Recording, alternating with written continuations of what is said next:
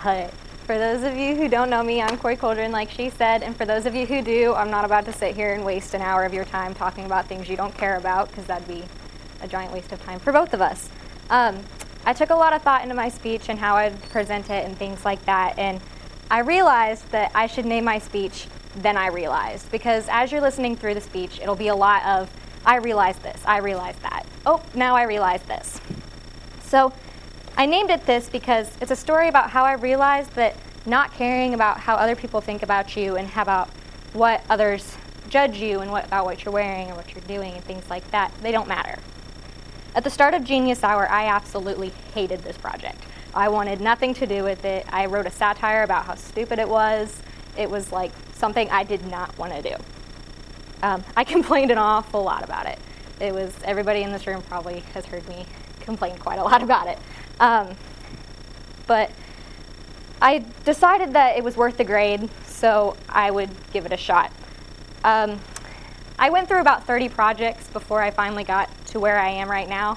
So my first project was, I'm really interested in bully breeds, pit bulls, huskies, all those bully breeds. So I thought maybe I could go to a couple of animal shelters and get some hands-on work, learn, educate people about how they're not bullies, they're just stereotypes that we all live under. But that project was going to cost me about $300 in gas and $200 in paying for classes and things like that. So I realized that really wasn't what I needed to do. Don't need to drop $500 on an English project. So then I thought maybe I could go towards food. I love to eat. Cooking's not my thing. I can't make a bowl of cereal. So I thought really hard and say, hey, I love baseball. Let's make something that can turn a cleat into a normal shoe. And I was really excited about that project. And then I was researching one day in class and found this website from Germany that had my project for sale. So there went that idea. But at this point, I was just completely done. Done with this, didn't matter, not gonna do it, I'll take the 0. I also felt a very big lack of support from my family. No one was reading my blog, sent out a massive text being like, hey guys, tell me what your thoughts are.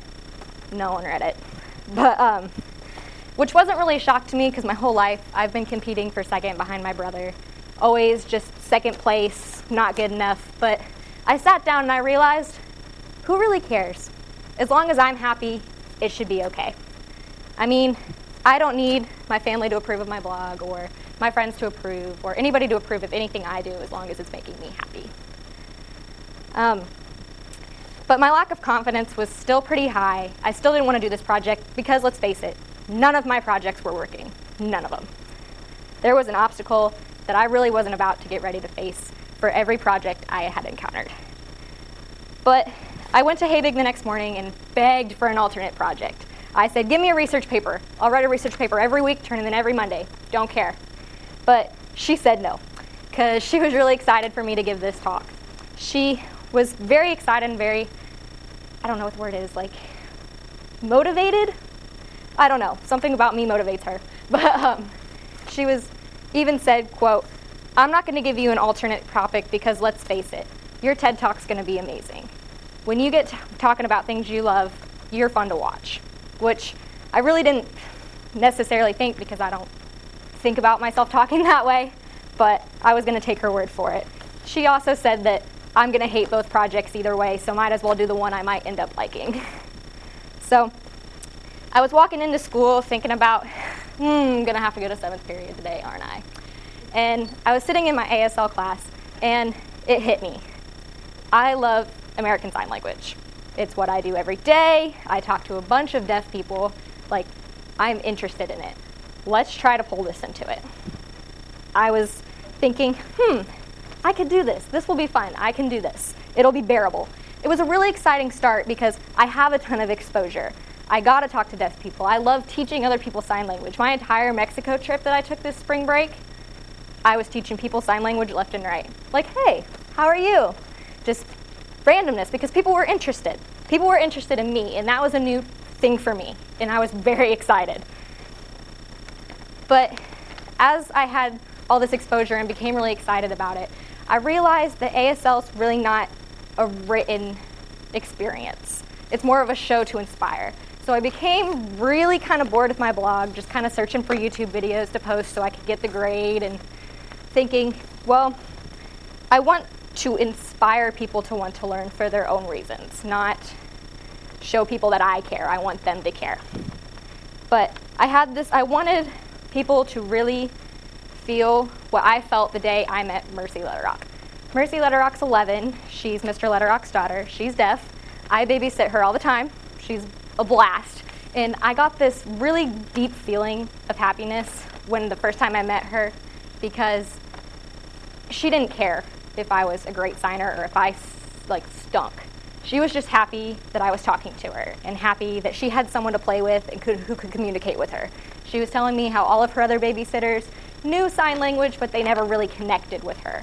And that feeling just made me want other people to feel that.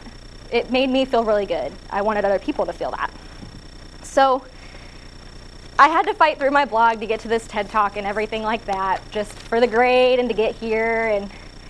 But I've realized that this isn't about wanting to inspire people to learn ASL. I've learned throughout this project that it's more about me learning that I don't care what other people think about me. I rock my Crocs 3 days a week, don't care. I rock my sweatpants. It's basically what I want to share now is, if you don't want to learn ASL, don't go to my blog. It won't bother me. But what I do want you guys to know that is, if you have something that you really love and people are telling you, oh, that's stupid, oh, don't do that, oh, like, who cares about that? Blow them off. Because at the end, if it makes you happy, then that's all that really matters. So we're the only people who can make us happy in this life. So just think about that next time you're trying to go do something.